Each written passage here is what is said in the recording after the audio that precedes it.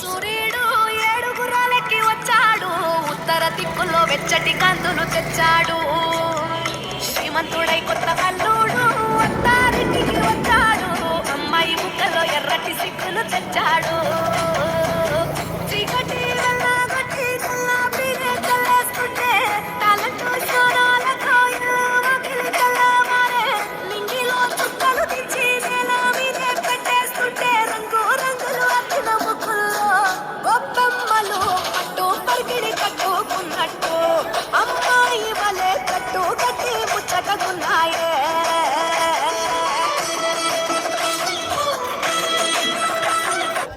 మోగేదట పండగనే చాటి కంజు భలే ఈల కొట్టి పుంజు కాలికి కత్తి కట్టి తొడగొట్టు